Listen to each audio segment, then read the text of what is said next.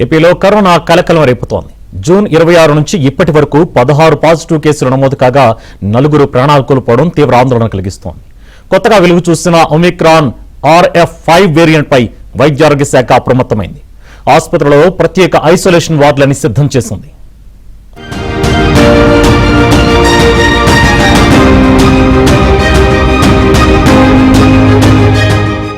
ఏపీలో 4 జిల్లాల్లో కరోనా కేసులు నమోదవడం ప్రజలను భయభ్రాంతులకు గురిచేస్తోంది.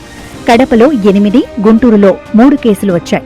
ఎన్టీఆర్ జిల్లా తిరువూరుకు చెందిన 13 ఏళ్ల బాలికకు, నెల్లూరు జిల్లా నిడిగుంటపాలెంలో పుదుచ్చేరి నుంచి వచ్చిన 3 ఏళ్ల బాలుడికి కూడా పాజిటివ్ గా తేలింది. దీంతో అధికారులు ఆయా ప్రాంతాల్లో టెస్టులు తీవ్రతరం చేశారు.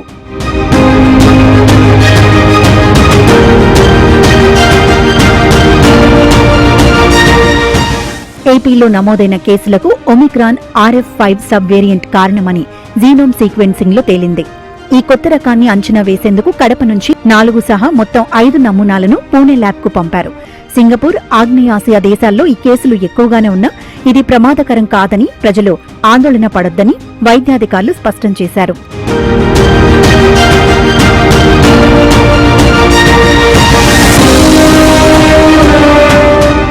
కోవిడ్ బారిన పడి కడపలో 3, కాకినాడలో 1 చనిపారు.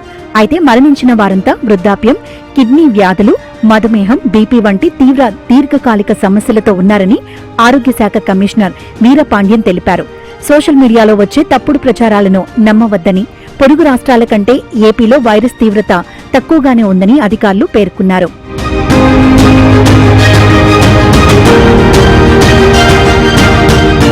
ప్రస్తుతం Visakha KGH, Kadapa RIMS, Vijayawada GGH ఆసుపత్రుల్లో ఆక్సిజన్ బెడ్లు, ప్రత్యేక వార్డులు సిద్ధం చేశారు.